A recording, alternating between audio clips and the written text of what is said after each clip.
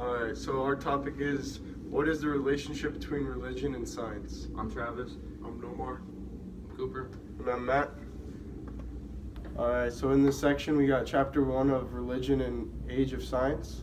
And then we got Ian Barbour, Genesis 1 and 2. And then talks more into Smith chapter 3 and chapter 4. Ian Barbour, he was an American scholar on the relationship between science and religion.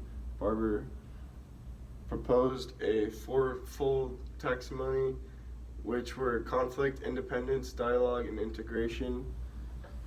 And the first one is conflict, and Barbour says that they both claim that science and theology make rival literal statements about the same domain, the history of nature, so that one must choose between them. Conflict between believing in God, the creator of life, or the scientific theory of evolution. And then the second one's independence, and independence maintained with regard to science, religion, and each has its own distinct thing. And then he says, one way to avoid conflict between science and religion is to view the two enterprises as total independent.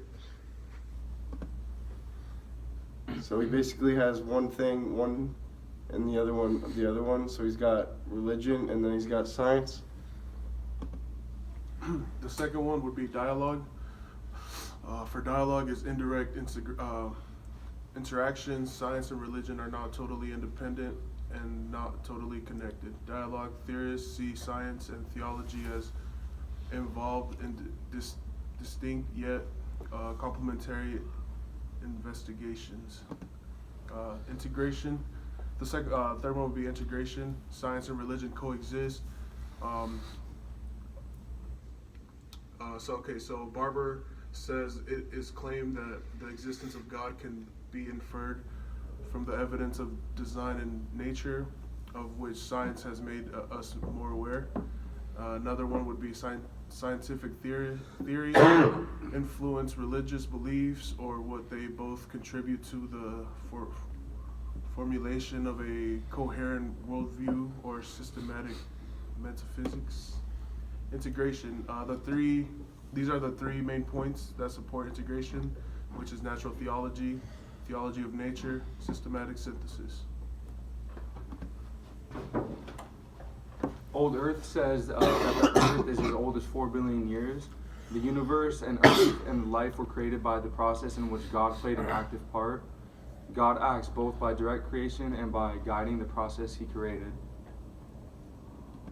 Young Earth says that the Earth and all forms of life were created by God in 6 days around 10,000 years ago.